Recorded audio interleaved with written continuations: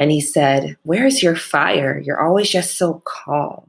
You're so calm at work." And I told him, and I purposely said it like almost at a whisper. I was like, "Where's my fire? It's smoldering." And then he was like super scared. I was like, "Yes, don't do that again." I was like, we don't all have to be this kind of like almost overbearing personality to be effective.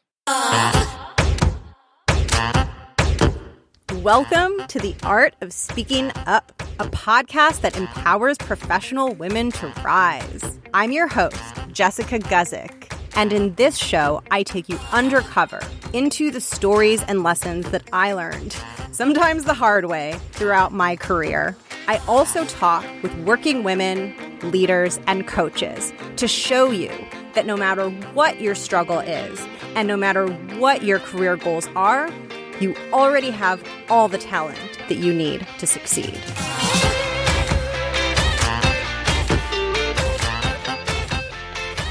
So it took me a while to figure this out. It took probably longer than it had to take, but I realized eventually in my career that one of the most important things, sometimes more important than doing good work, although good work is really important, but often having relationships and being connected to the people around you and having those professional connections can be more impactful and can have a faster impact on your ability to be successful and advance in your career. It can be more impactful sometimes than the actual work that you do. Which is not to say we don't want to be doing good work. It's just to say that professional relationships are insanely valuable.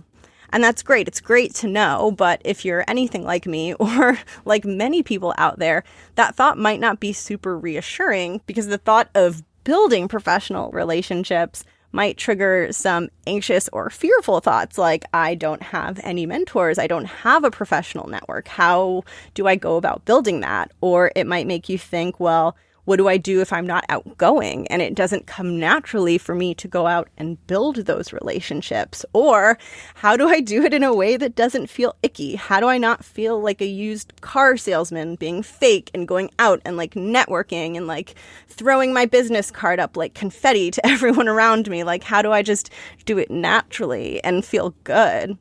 And if you have any of those kinds of thoughts around finding mentors or building out your professional network, they usually feel a lot heavier and scarier and more real than they actually are. I think sometimes we tell ourselves that it needs to be hard and scary and painful, and it doesn't always need to be that way. And today's conversation is all about not just sharing some of the steps and the insights to think about when you're building out your professional network and trying to find mentorships and build those relationships, but also to help you with some of the mindset stuff and some of the anxieties and fears that can get in the way.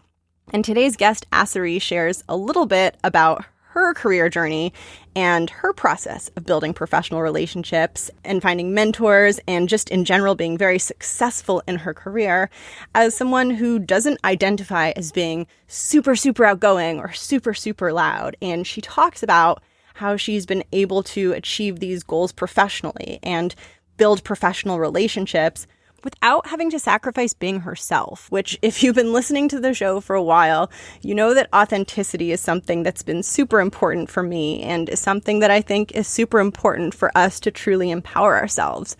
We have to be able to do things in a way that feels good and a way that feels natural.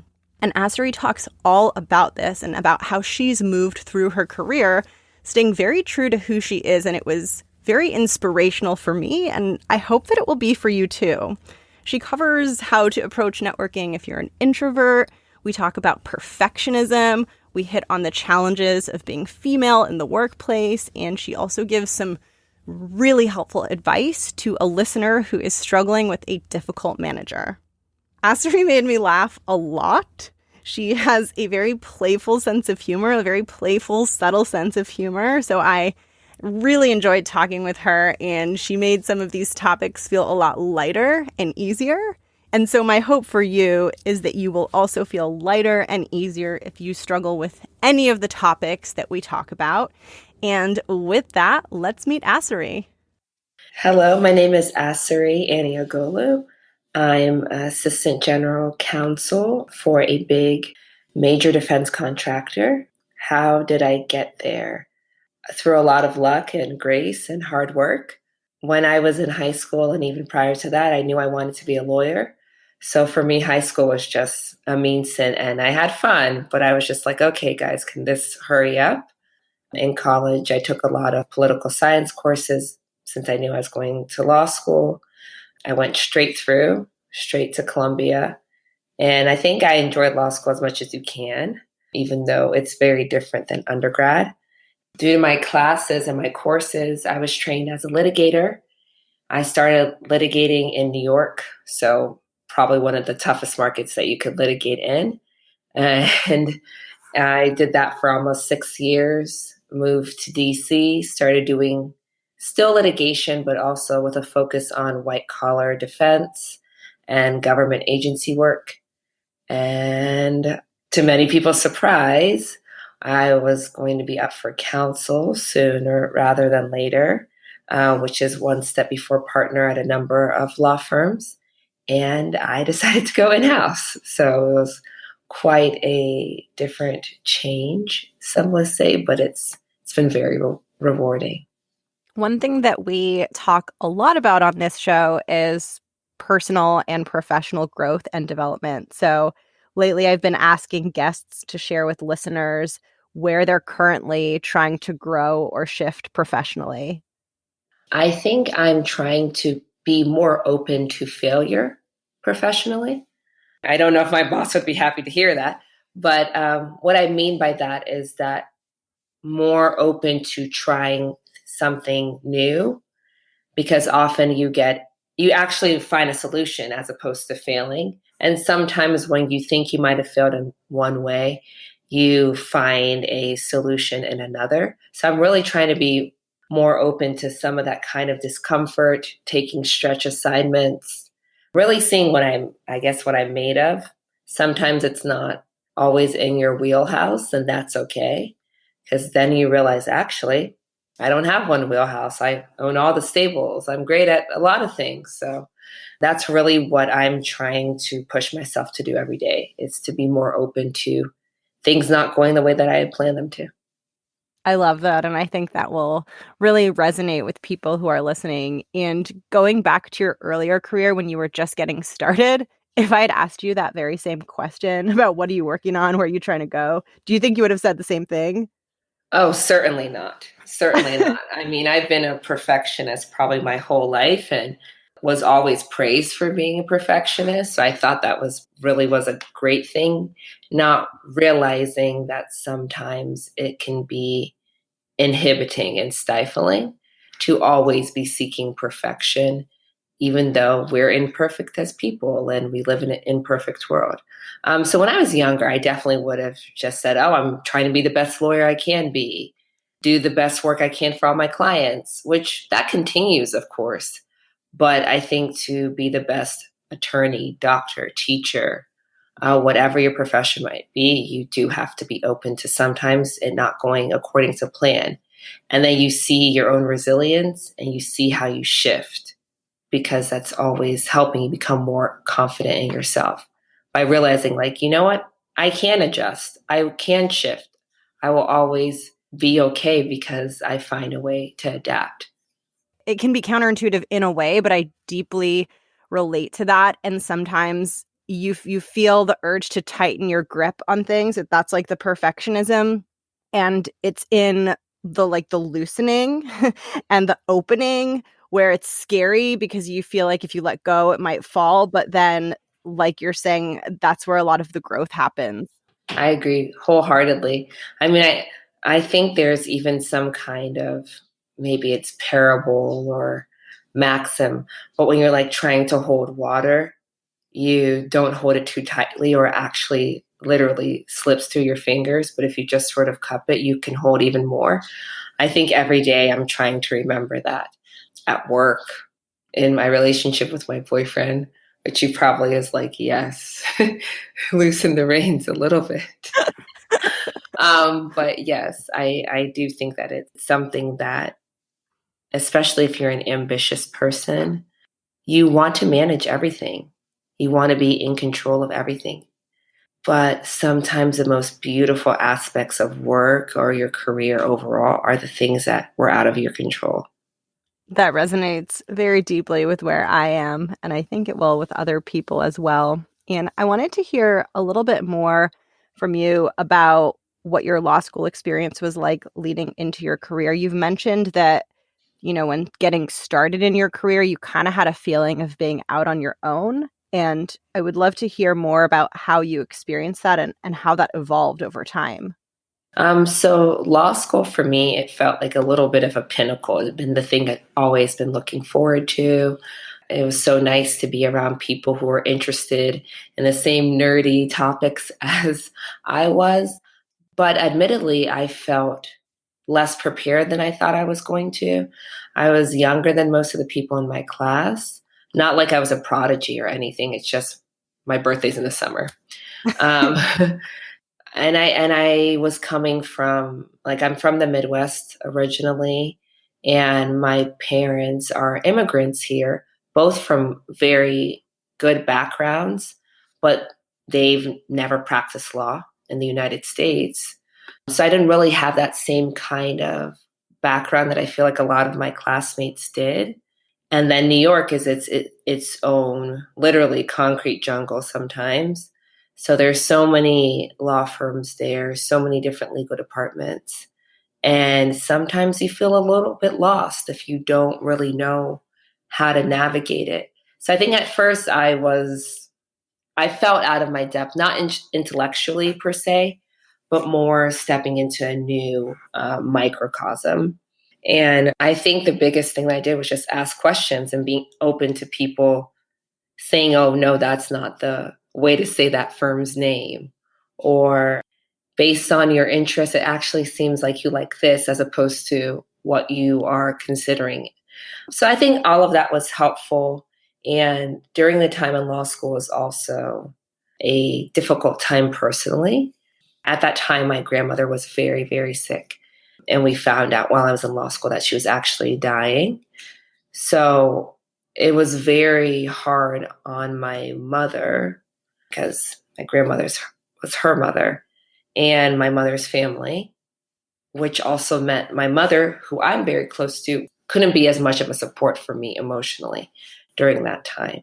So while you're sitting there in a new city, the Big Apple, sometimes not getting the same grades that you were used to getting in undergrad, and then having a lot of difficult things going on personally. It was a lot to handle, and I often felt alone, but it helped me again to remember that, okay, this might not be going according to plan, but you're resilient. You'll find a way. And then often that way is better than you think it would be. There was a time that I thought I was going to be practicing back in Ohio, and that would have also been a great life. But I wouldn't change anything that's happened thus far. Litigating in New York is exhilarating. I worked on cases that literally I never thought I'd be able to be involved in. And this is just in a relatively short career for a lawyer thus far. But I don't have any regrets about the different turns and twists that my career's taken thus far.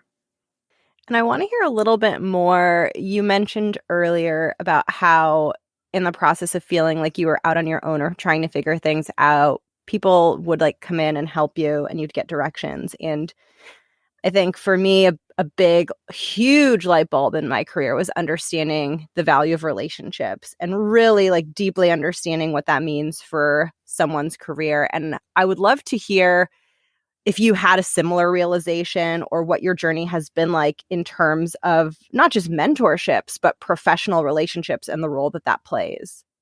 Oh, I agree completely. Relationships, I mean, they say that when you're in school, but you really feel how important relationships are when you're in the working world.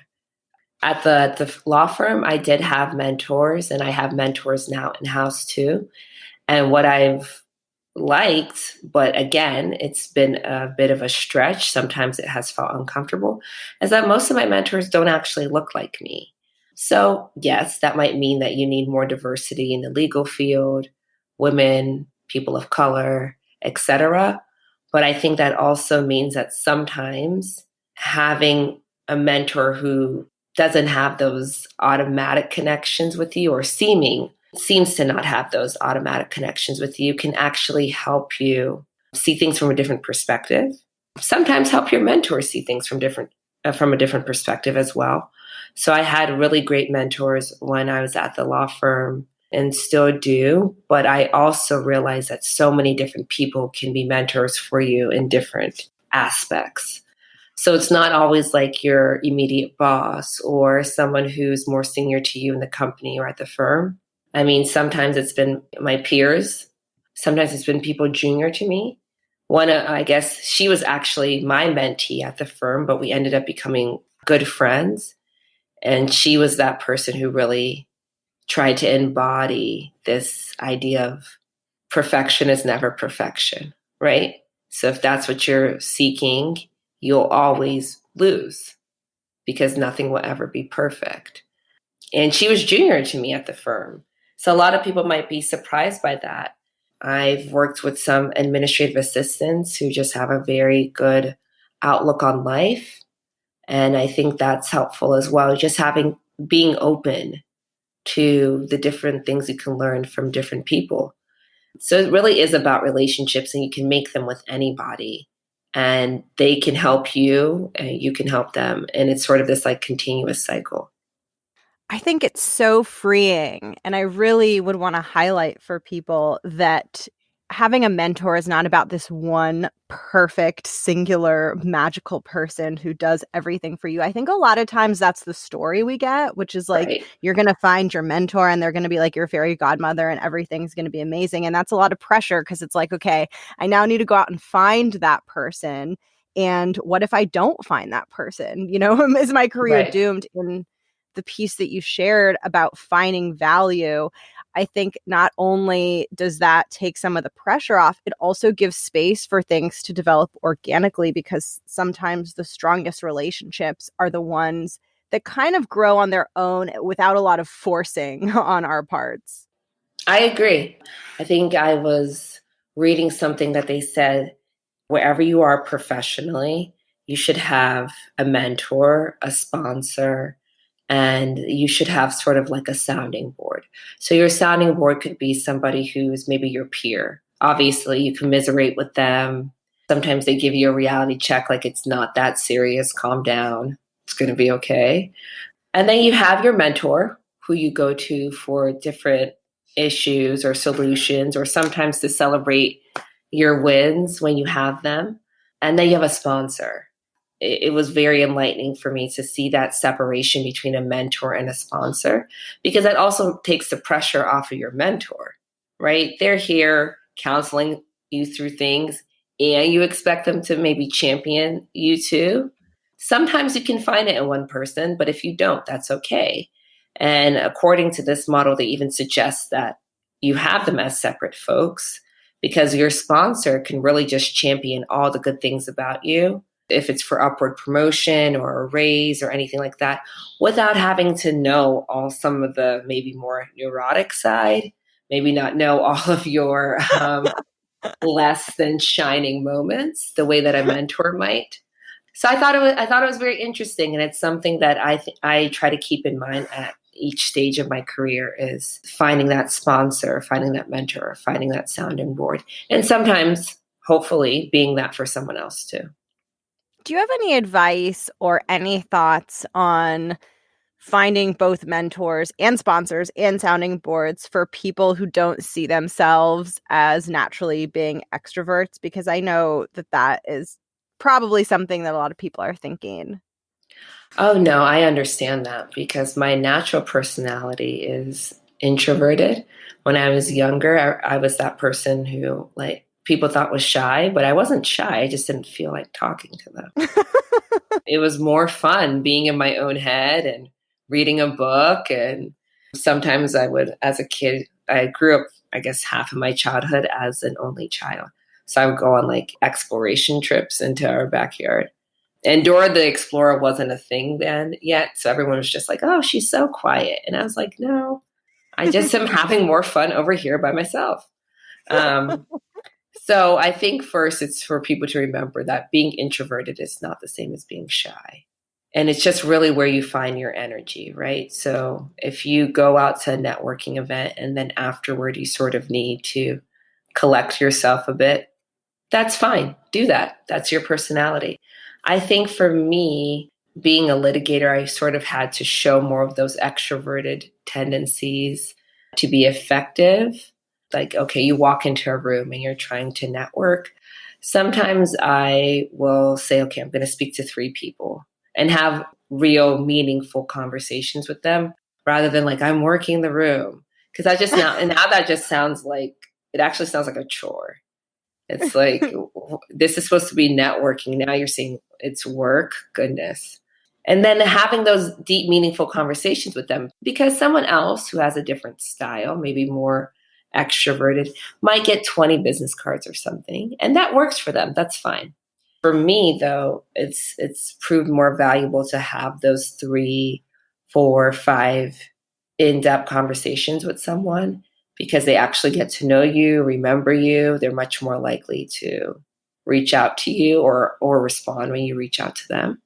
And it works for like a little perfectionist like myself because then I speak to 3 people. I feel like I check it off my to-do list. I feel super accomplished. But of course, that's just the start. But with, say, those 3 connections, 2 of the people get back to you. Now you can have one-on-one coffee. And again, for someone who's more introverted, that might feel a bit more comfortable because you're building these one-on-one relationships as opposed to having to perform to a crowd of many. So that's worked for me. That's normally how I do it. But I also feel like the second you take that pressure off of yourself of saying like, oh, I'm not very extroverted and realize that being introverted, you could either just see it as like another data point, that's your personality, or you can actually see it as something that's valuable, right? Because there are a lot of other introverted people out there too. And they probably will like that your style is a bit calmer, a bit more paced, and might gravitate towards that. I think that's so helpful. And yeah, like those networking situations where you're in a room with a bunch of people and there's like a random cheese plate and like you have like a name tag. For me, those used to be extremely painful. I hated it so much. And I also realized I'm getting so in my head and I'm making this about me. And I'm so worried about myself and all this stuff. And I was like, okay, what if I just want to get to know someone? What if I like make this more about being curious about other people and learning what they do? And it's like, I don't have to like emerge with some, like you said, like 20 business cards, just like go in and ask a few questions and challenge myself a little bit. And then, like you said, check the box off and get out of there. Yeah. I mean, and again, sometimes it's a great room. Like you meet amazing people and you're so happy that you went. And then sometimes you don't. And that's okay.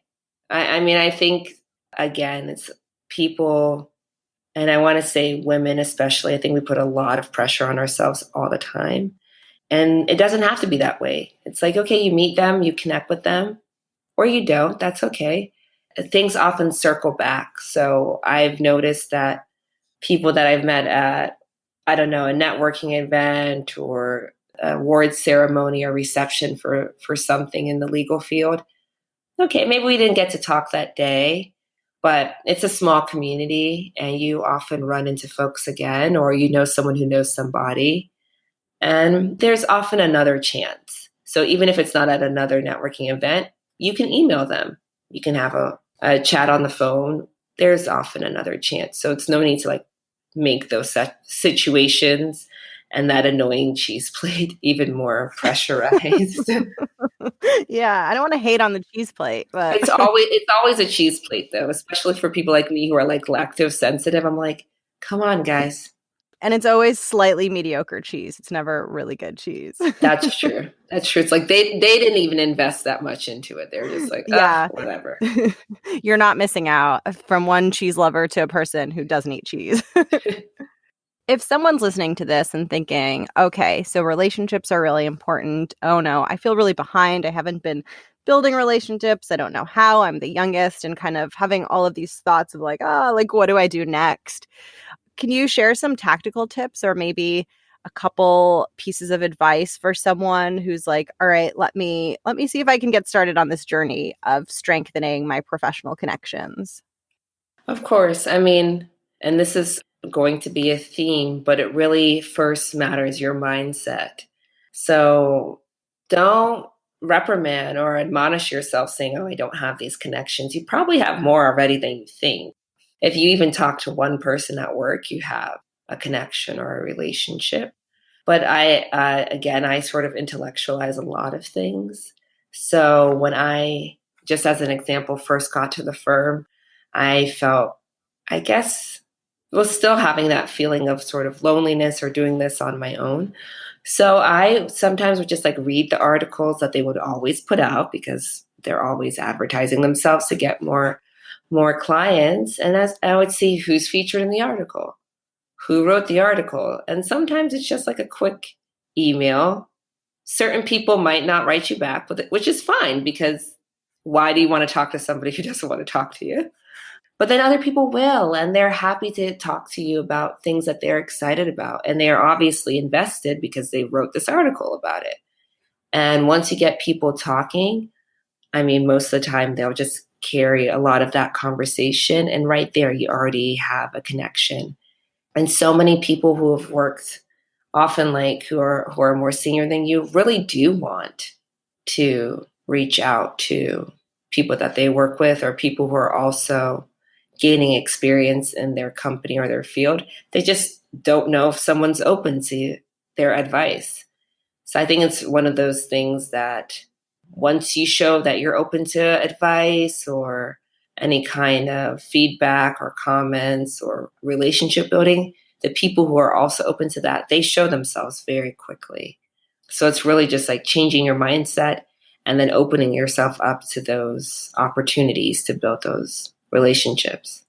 Yeah, once you actually open your mind, you start to see it everywhere where you weren't seeing it before. And so I think that that's really important, is just to stay open and thinking about like being an introvert and disliking small talk and all of that kind of stuff. Like, that is true, but what if like 1 in 20 people that you have small talk with turns out to be someone who you really connect with and you're so Right. thankful, and you can only get to that 20th person by having been open to the first 19 people. And so it's, it can be painful sometimes. Like I understand that, but it can get easier, and it's so worth it when you finally find someone who understands you and you feel seen by them and they're there to help you. There's nothing better than that.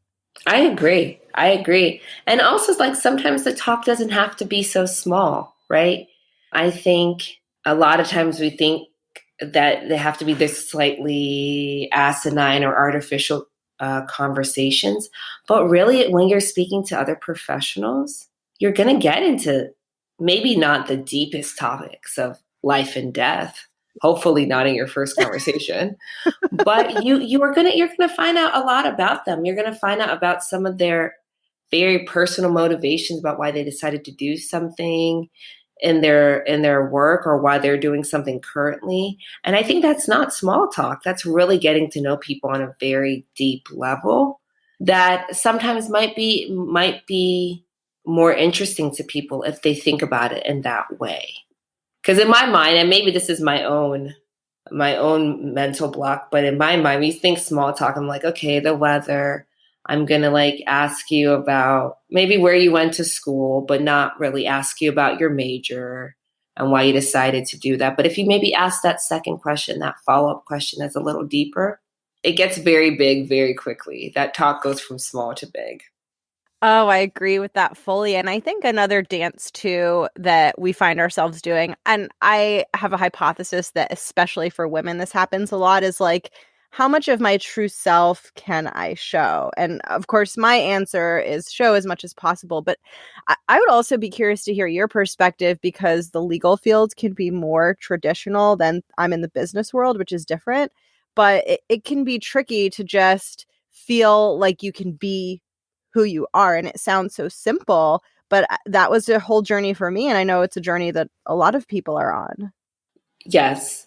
And you're right. The legal field can be a bit more conservative, but I think, and I've had to learn this, you might as well show your authentic self because it's going to come out anyway. Yeah. I mean, it's the truth. So Yeah. I say show as much as you want to show at the pace you want to show it in. So I know it takes me a little while to feel fully comfortable with someone, except for you, because I feel like we chat very freely.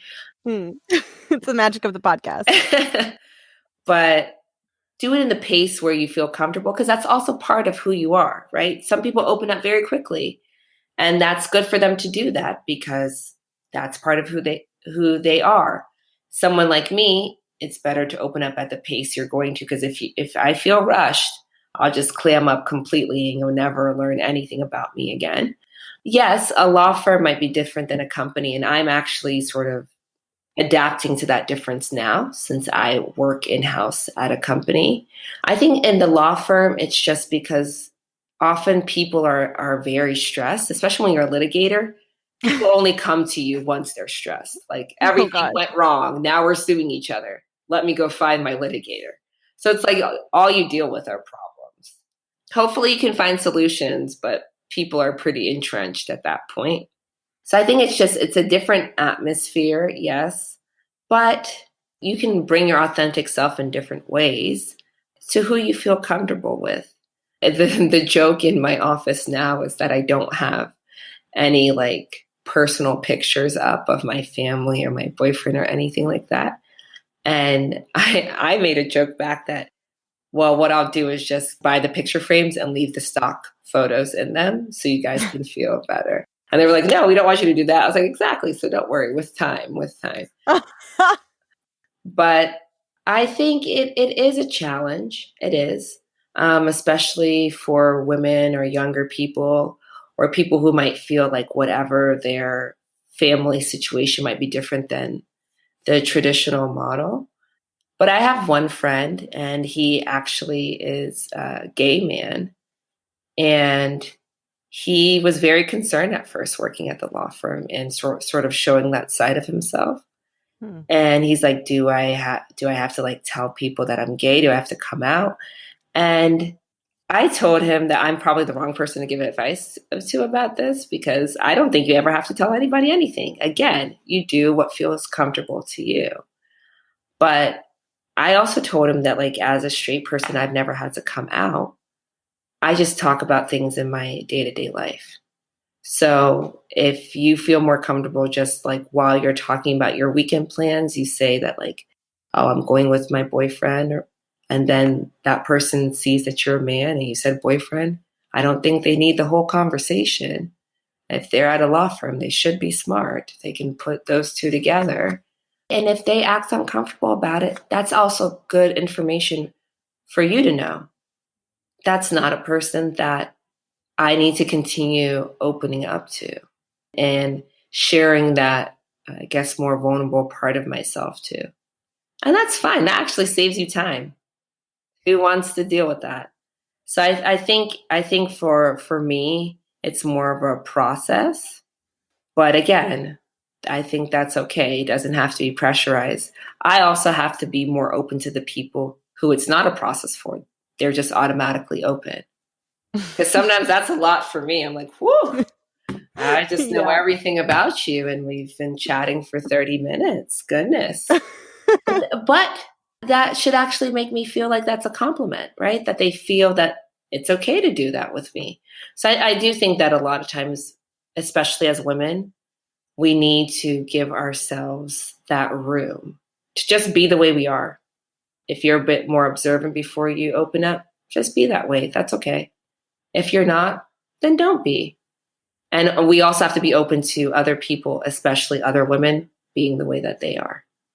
I think that that's really, really beautiful. And it also really closely aligns with the philosophy for this show, because I do think sometimes when women get professional advice, it looks a lot kind of like forcing or saying like you've got to do, act, and be this way. And if you're someone who is sort of like we are, where we take time to open up and things unfold over time, then I think that advice can actually leave people feeling kind of not good. And it can be a little disorienting because it's too big. And this idea of unfolding and just allowing your, like, accepting where you are and staying open to letting more of yourself show, I think is so important. And I think we can almost extend that same idea of connecting and showing your personality to the idea of having confidence and presence, and kind of just a really strong presence in the workplace, because it doesn't have to look the same. Like, confidence Right. can look one way on one person and another way on another person. I think so. I think so.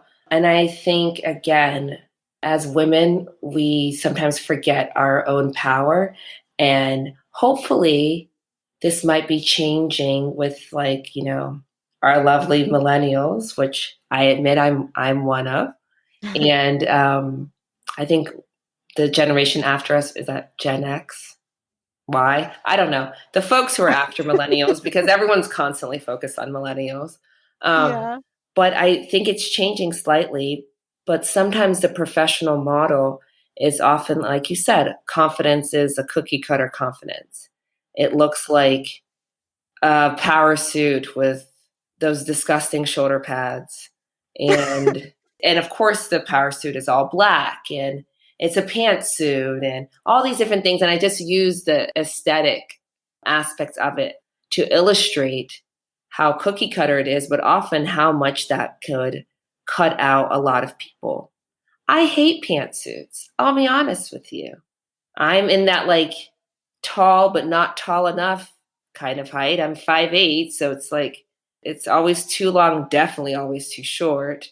So I stick to skirt suits. But does that make me someone who's less authoritative? It shouldn't. So I think, especially as women, we need to sometimes have our own models. And it's not so much about what you wear or how you present, but it's really like, what energy and presence do you bring into a room? And sometimes that's quiet. Sometimes that's calm. As a lawyer, I had to realize that it's okay not to be that fiery litigator that you always see on the television. That fiery litigator might win the case that is going to be on the next Law and Order episode, but that might not be the same person that can go and advocate in front of a appellate Supreme Court. So we all flourish in our different lanes, and we have different strengths, and that's all right. And there's also, like, there's a beauty in being a woman. There's certain things that we can do that maybe guys can't. Not all guys can stereotypically do as easily. And I use that to my advantage. I'll be honest with you. Like, when I was in white collar defense, the things that people would, like, admit to me just because they felt more comfortable. And one man even told me, "You remind me of my wife." Yes, slightly sexist. Okay, you're right. I think he probably wanted to rewind it back a little bit when, in the next, like, 10-minute conversation, I got him to admit something that he probably shouldn't have on the record. But I was like, I wonder if that reminded you of your wife too. Oh my goodness. But there's a power and beauty in being a woman, however that is. If you're stereotypically more feminine or stereotypically less feminine, that's fine. There's just a beauty in all of that, because there's things that we can do. I mean, we can do everything guys can do, right? But we also have, like, a special power too. When you meet a powerful woman who just sits comfortably in her own skin, it's always inspirational. It always is amazing. No matter what she's saying, you just always leave that conversation refreshed. I feel like you're inside my brain right now. I fully agree with that. And I think a lot of the professional worlds that we're in, they are so used to, and the professional world is so used to a male archetype of what a leader is. And so we just, like, we don't have it yet standardized in our language and how we see the world professionally of what power from the female side of things look like. And so I just so deeply relate to everything you just said. Yeah, I think that's so true. I think that, and that's the word I was looking for, archetype. Thank you. But I agree. And especially in business or law or things that people consider to be, I don't know, I guess, the harder, quote unquote, professions to go into, that's always the model. I remember one partner even told me, he said, like, I think I was like a first year or second year. And he said, "Where's your fire? You're always just so calm. You're so calm at work." And I told him, and I purposely said it like almost at a whisper. I was like, "Where's my fire? It's smoldering." And then he was like super scared. I was like, "Yes, don't do that again." I was like, we don't all have to be this kind of like almost overbearing personality to be effective. That is the most amazing thing I've heard someone say on this show. Thank you for sharing that. Of course, of course.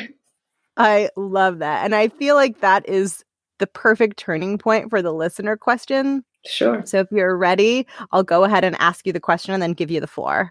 Okay. So the listener asks, how do you recommend mentally dealing with someone who always finds flaws or something wrong with everything you touch in your job? I try to tell myself not to take it personally. This is just how the person is, but I still find myself getting angry and questioning myself and my work. I'll even get stuck on a piece of work just anticipating the negative feedback, even though I know this is a waste of my energy. Please help me out. Sincerely, can't take it anymore. Okay. Yeah. So, hi, can't take it anymore. It's okay. You will pull through. Yes, a lot of the issues you're suffering, it's because that person doesn't know either how to give feedback or doesn't really know what they want from you. So that's a lot of issues that I think you said he is going to have to deal with.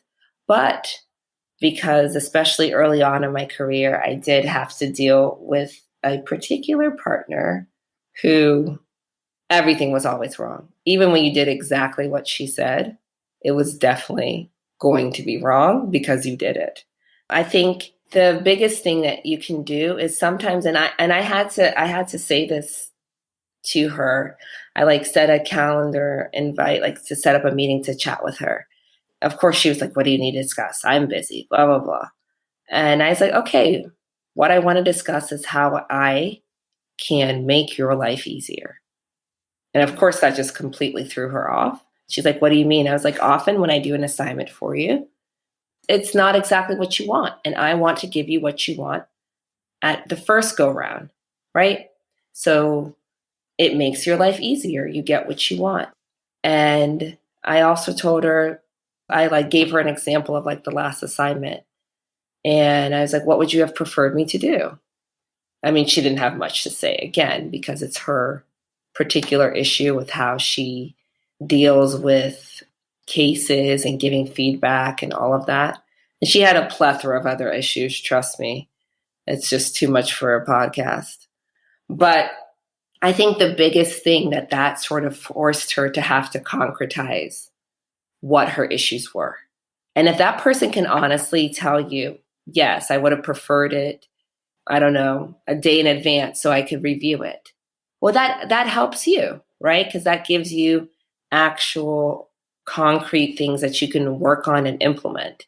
And then that now you know that will make them happier with your work. But if they can't give those kind of concrete tips or explain their pet peeves in a real way, then I think for you, that's almost a certain surefire proof that it's their issue.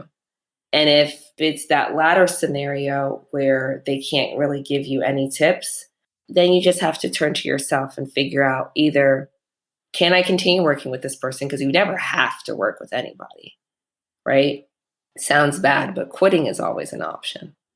Sometimes not, maybe not the smartest option for you at that moment, but it is always an option. And sometimes remembering that reminds you of your own power. Like, you don't have to stay in a situation. If quitting is not an option, or finding another supervisor, then sometimes there's ways for you to almost cope with it until they work out their issue. Humor helps sometimes as well.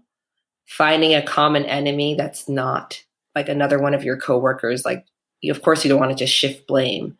But if it's something that it's like, "Oh, can you believe Mondays?" And then you guys both commiserate about Mondays, and now Mondays are the issue, what you really hate. And it sounds silly, but if that's something that makes your working life more tolerable, I say implement it as soon as possible. Now I'm going to get into the closing questions, which is my favorite part that I ask everyone. The first question is about the title of the show, which is The Art of Speaking Up. So I like to ask every guest what that means to them and why they think it's important. The art of speaking up is truly an art. There's no formula. There is no way that you can just pop something into the toaster oven and it comes out baked through and through. It is an art. There's different ways to speak up in different situations. And I think the biggest thing, because it's an art, means that we're all artists. So we all find the way that we speak up that resonates with us and helps us achieve our goals in that particular situation. I love that. And now for the final question, some context is I started this show because when I was starting my career, things were really tough. I didn't have mentors like we're talking about today. And I created this show to support anyone who might be in a similar space or just to empower women to go after whatever they want professionally. And so I like to give you the floor to share whatever you might want listeners to know about their careers. Sure. So I think the main thing I'd want the listeners to remember that your career is yours. You shape it every day and you do things intentionally, but leave a little room for some luck and some grace because sometimes that pushes you to the next level. And remember, it's lifelong. So even if you don't stay in the same particular job forever or career forever, you are your career. You're really shaping your own life. You're shaping how the world sees you and how you see the world. And always remember that it's yours. Like you have the power to do with it what you want. Thank you so much, Asari. Thank you so much, Jessica. It's really been great chatting with you. Thank you for listening. I loved talking with Asari. She was just so deeply perceptive about some of these struggles that we face and these difficult things that we encounter. And I felt very refreshed by some of the ideas that she shared. She talked about things in ways that I hadn't thought of before, and it was really expansive for me, and I hope that it was for you. Thank you so much for tuning in. It is always so great to have you listening. And if you are having any kind of struggle at work or you just have questions that you would love to hear the guests answer, please reach out to me. It is so much fun to hear from you. It puts such a big smile on my face. So don't be shy. I'm nice, I promise. And send me your questions or just come say hi on Instagram. My handle is @theartofspeakingup, and I pledge to post more often on there and post helpful, funny little things for you to enjoy. So again, thanks for tuning in. It is always so great to be able to chat with you. And I'll catch you next week. Bye.